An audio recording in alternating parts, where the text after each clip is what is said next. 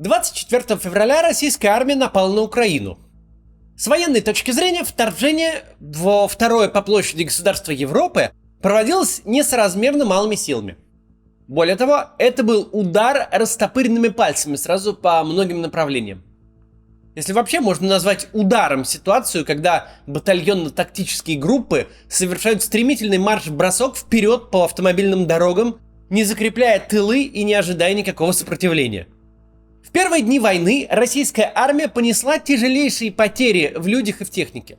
Колонны попадали в засады. В результате опрометчивого броска вперед войска остались с незащищенными тылами и нарушенным снабжением. Уже к началу марта наступательный потенциал российских сил в основном иссяк. Война приняла затяжной характер. В течение марта линия фронта значительно не двигалась. Тут сработал один из непреложных законов войны. Войска наиболее боеспособны лишь в первые 2 недели боев. Дальше им необходимы отдых и ротация. Однако российское военное руководство попросту не предусмотрело резервов, которыми можно было бы заменить измотанные в боях части. Никто ведь не предполагал изматывающих боев. Согласно учебнику «Прикладная военная психология», максимально возможный срок непрерывных боевых действий, после которого личный состав уже полностью теряет боеспособность, это 45 дней. 29 марта, не дожидаясь критической отметки, в 45 дней, Министерство обороны России публично объявило о снижении боевой активности на Киевском и Черниговском направлениях. Как минимум в случае с Киевским направлением, фраза «снижение боевой активности» была эвфемизмом слова «отступление». В настоящий момент Киевская область полностью освобождена от российских войск. Ни о каком взятии Киева и принудительной смене центральной власти в Украине речи больше не идет. Что особенно символично, российские силы передали обратно под управление Украины расположенную к северу от Киева Чернобыльскую атомную электростанцию. Хотя еще совсем недавно российская пропаганда рассказывала, что украинцы такие-сякие, доверять им АЭС в Чернобыле никак нельзя. Оказывается, можно, если нет сил и смысла ее удерживать военным способом. Главное, сколько разговоров-то было, что Украина создает в Чернобыле грязную бомбу, мол, немедленно это безобразие нужно прекратить. А в итоге, получите, распишитесь, делайте на своей АЭС что хотите. У нас тут снижение боевой активности на киевском направлении случилось.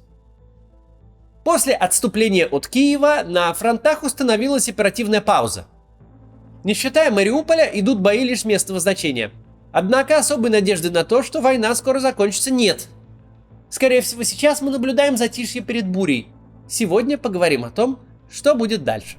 Перед тем, как начнем, пару слов про этот канал.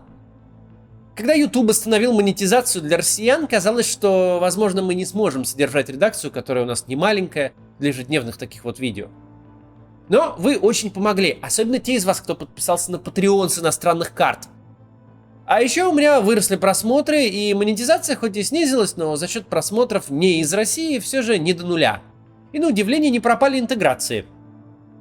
В общем, в итоге, даже несмотря на необходимость дорогостоящей релокации команды и соображений безопасности, у нас все в порядке, и мы продолжаем работать. Скоро сделаем новую студию, и картинка будет получше, как раньше, пока вот из дома снимаюсь. Большое спасибо всем, кто помогает. Подписаться на Patreon можно по ссылке из описания, если у вас иностранная карта. Это прям очень важно. Я получаю деньги в долларах на свою карту за границей, и это прям очень, очень хорошо. Ну, а если у вас есть карта в России только, то можно через Boosty. Вот. Ну все, давайте начинать.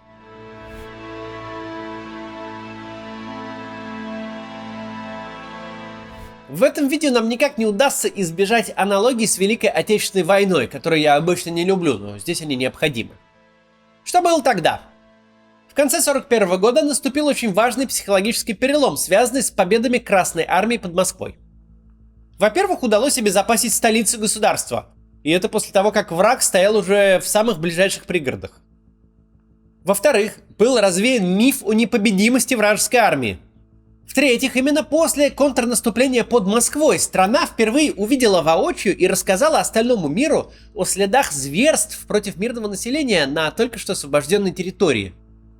Все сказанное мною о Москве 41-го актуально и для Киева 22-го. Победа вооруженных сил Украины в новой битве за Киев – это еще не военный, но уже психологический перелом в российско-украинской войне. Блокадный Мариуполь, в котором идут ожесточенные бои, стал для сражающейся Украины одновременно Ленинградом и Сталинградом. Уже не первый день и даже не первую неделю аналитики говорят, что положение защитников Мариуполя безнадежно. Но на момент записи этого видео город продолжает стоять и обороняться. Бои за Мариуполь по-прежнему сковывают и не дают высвободить для действий на других фронтах целый ряд подразделений и частей российской армии и так называемой народной милиции Донецкой Народной Республики. При этом надо понимать, что каждый день войны играет на руку Украине, изматывая и российскую армию, и российскую экономику, и даже самых больших сторонников Путина, которые ждали от него блестящих побед, а не шокировавших весь мир военных преступлений против мирного населения. Что же может произойти дальше, особенно если российской стороне удастся полностью завладеть Мариуполем? Мы должны оставить несколько процентов вероятности на то, что российская армия поступит каким-то неочевидным образом. Например, организует новое наступление на Николаев, или на родной город Владимира Зеленского, Кривой Рог, или что российские силы решат еще раз попробовать взять Харьков. Однако самое вероятное и наиболее ожидаемое развитие событий – это битва за Донбасс. Потенциально крупнейшее сражение в Европе со времен Второй мировой войны. Здесь тоже не избежать прямых аналогий. Самым логичным сценарием представляется своего рода Курская дуга наизнанку. На Донбассе в настоящий момент сосредоточена наиболее боеспособная группировка вооруженных сил Украины. Ее численный состав точно неизвестен. Однако, предположительно, это порядка 100 тысяч солдат и офицеров. В расположении этой группировки множество заранее подготовленных оборонительных позиций, которые не так-то просто взять штурмом. Войска Украины на Донбассе расположены выступом. Наиболее логичный с военной точки зрения вариант действий для российской армии – два одновременно сходящихся удара, которые должны срезать этот выступ и создать кольцо окружения вокруг донбасской группировки вооруженных сил Украины. Такая операция ожидается все 1,5 месяца войны. Наступление может пойти, к примеру, из Изюма на севере или из Гуляй-Поля на юге. После этого должны быть нанесены рассекающие удары, которые разделят окруженные войска на несколько изолированных очагов сопротивления, и потом будет предпринята попытка уничтожить их уже по отдельности. Это совершенно классика военной науки. Действия прям, описаны здесь по учебнику. Главная проблема для наступающей российской армии в том, что обороняющиеся украинские командиры тоже читали эти учебники. Действия по шаблону могут быть чреваты для российской армии поражением в битве, а значит и во всей войне. Без мобилизации Россия уже просто не наскребет новые силы для продолжения военных действий. Сейчас прервемся на рекламу, а дальше расскажу про операцию «Цитадель», и про что может быть дальше у нас в этой войне. Доллар сильно вырос, а зарплаты остаются прежними, а то и вовсе снижаются. Сейчас единственный сектор, который более-менее защищен от инфляции, это IT.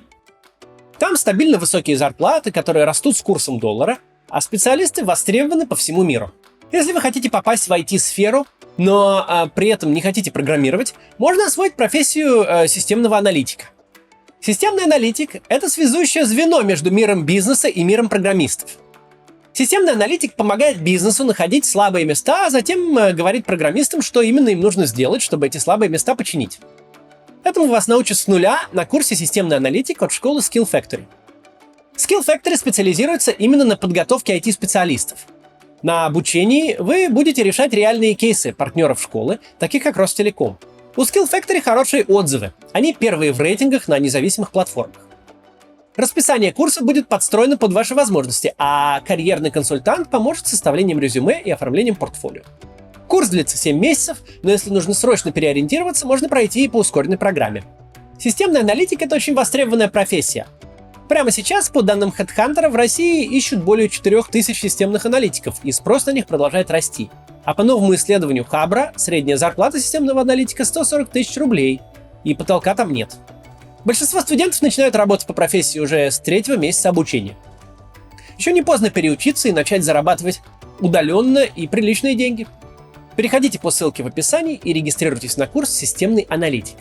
По промокоду КАЦ скидка 45%. Продолжаем. Летом 1943 года последним шансом Германии вернуть себе стратегическую инициативу на Восточном фронте стала операция «Цитадель». Аналогичным образом, как сейчас предполагается, что поступит российская армия, вермахт попытался ударами с севера и юга срезать Курский выступ, где находились советские войска. Командование Красной армии предугадало действия противника и подготовило глубоко эшелонированную оборону как на северном, так и на южном фасе Курской дуги. В результате отобранные германские части сломали зубы об эту оборону, а поражение Германии в войне стало окончательно лишь вопросом времени. Не может быть никаких сомнений, что вооруженные силы Украины прямо сейчас укрепляют северный и южный фас своего Донбасского выступа. Если российская армия решится провести что-то вроде операции «Цитадель», а затем потерпит поражение, то лозунг «можем повторить» заиграет совсем новыми красками. Впрочем, нельзя исключать каких-то нешаблонных и неожиданных военных действий на Донбассе. А то как-то совсем уж странно, когда план решающей битвы я могу заранее на ютубе рассказать. Кроме того, как мы говорили, с небольшой вероятностью новые действия российская сторона может предпринять и не на Донбассе вовсе. А может быть, бесперспективная для России война вообще не сегодня-завтра закончится каким-то соглашением. Но это уж совсем маловероятно сейчас выглядит, потому что, это поражение будет уж совсем очевидное и явное прямо сейчас, а его постараются отложить. Для ведения любой вооруженной борьбы нужны моральный дух личного состава и, собственно, вооружение. Если у твоих солдат мотивация на уровне той, которую в прошлом году показала регулярная армия Афганистана, когда Талибан пришел брать власть, то никакая современная военная техника тебе не поможет. Ее просто бросят на поле боя. Но и на одном мужестве воевать тоже не получится. Даже самым смелым воинам нужны средства ведения войны.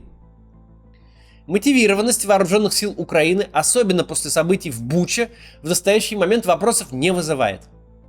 Но что насчет вооружений? С чем именно украинская армия встретит решающее сражение? В последний предвоенный день, 23 февраля, на моем канале вышло видео, где говорилось, чем именно грозит нападение на Украину. Не считая того, что я несколько переоценил российскую армию, все прогнозы сбылись в точности. В том числе слова о том, что для Украины будет открыт новый ленд-лиз. Для борьбы с российской бронетехникой Соединенные Штаты поставляют Украине отлично себя зарекомендовавшие в боях переносные противоракетные комплексы «Джавелин».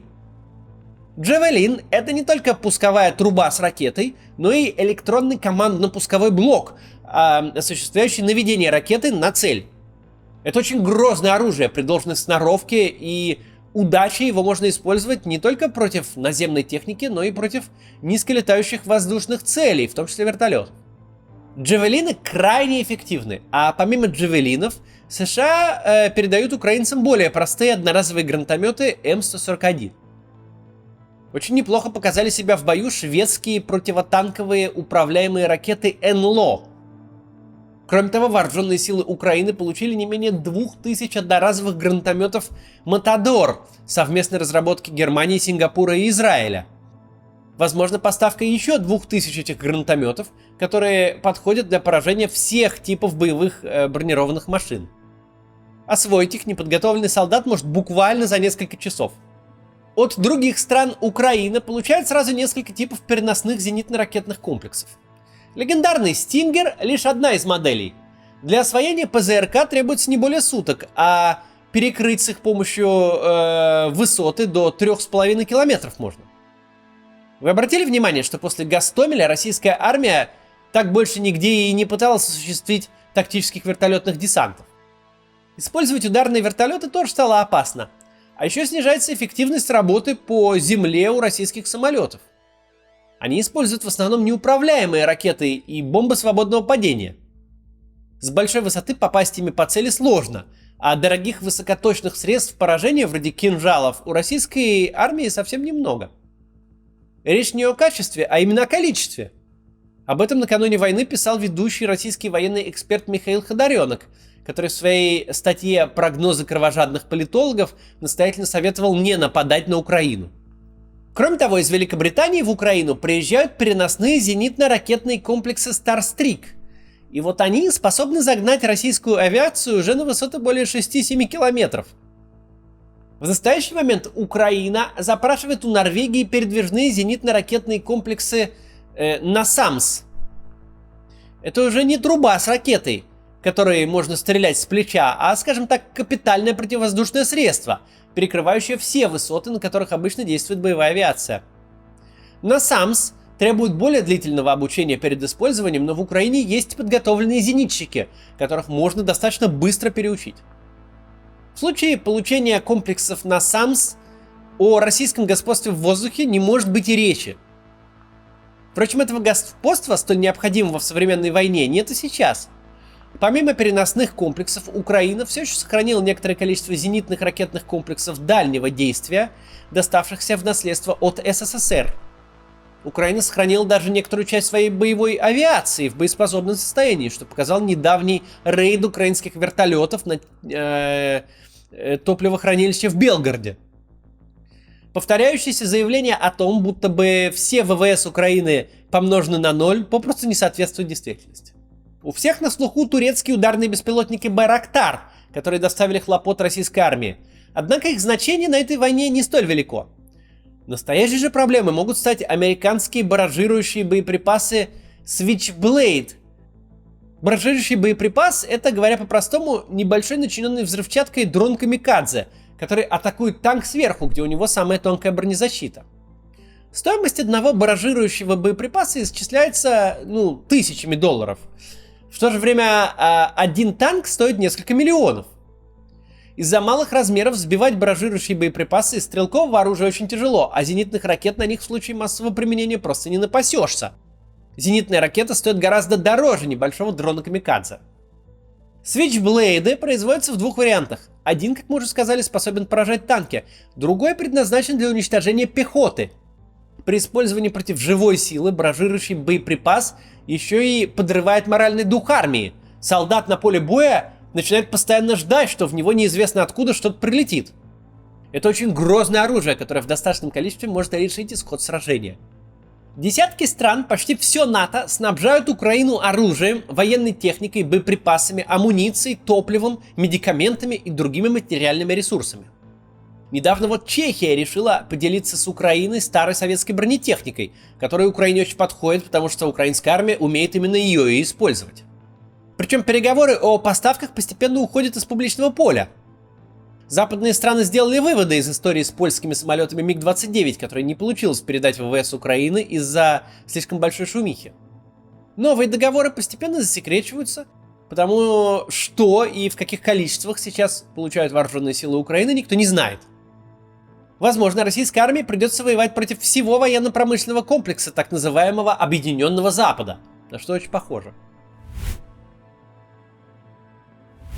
Один из самых острых вопросов на этой войне – мобилизационные резервы.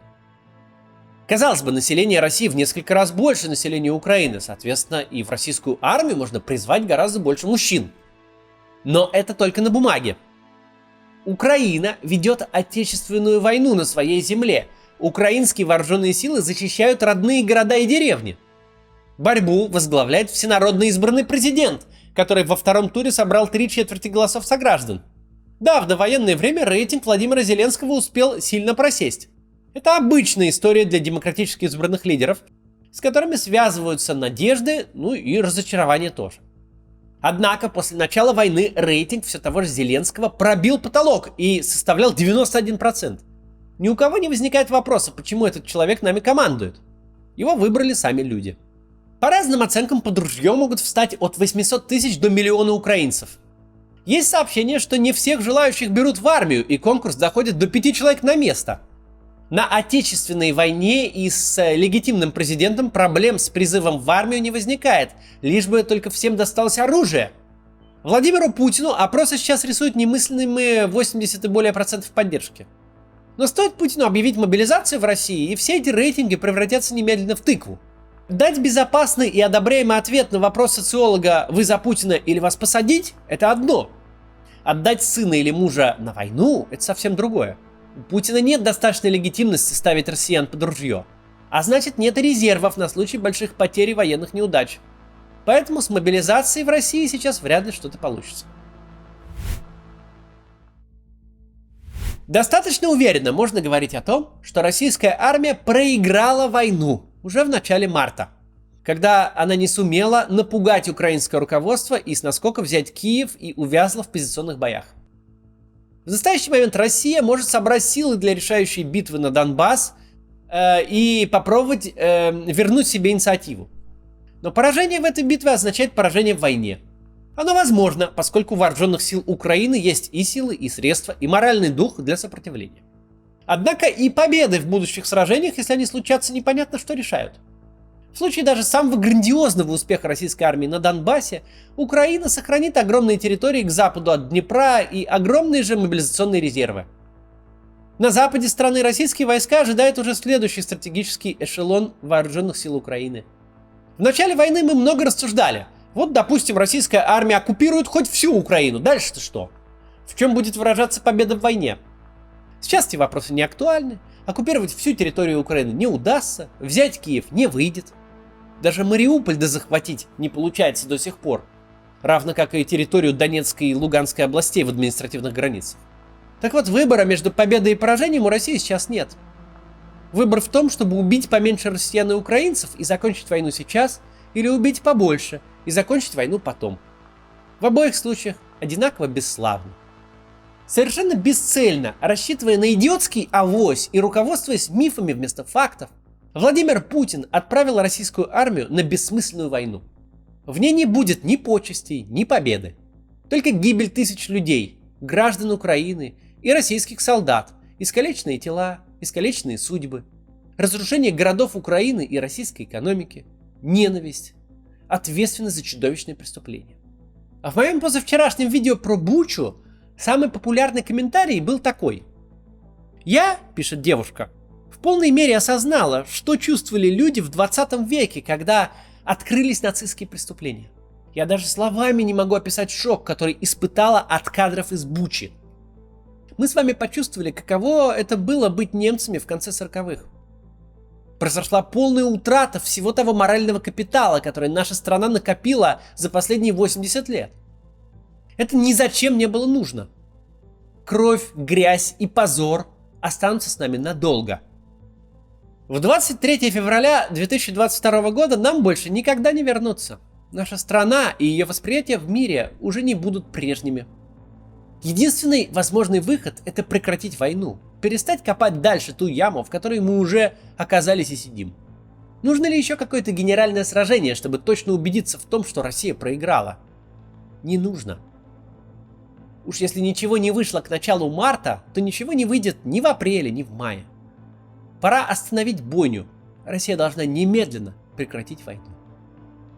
Еще сегодня хочу вам порекомендовать интервью, которое взял Илья Варламов у известного кинопродюсера и медиа-менеджера Александра Роднянского. Создано государство Украина, скомпрометирован русский язык. Понадобится десятки лет для того, чтобы как-то научиться сосуществовать по завершению войны.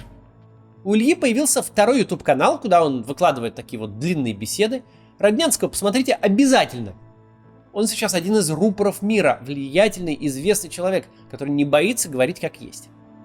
Вы можете знать его как продюсера фильмов Звягинцева, или как члена жюри многих кинофестивалей, или как 4-жды номинанта на премию «Оскар». Но сейчас главное, Александр Роднянский один из самых сильных и эмоциональных голосов за мир. Посмотрите интервью. До завтра.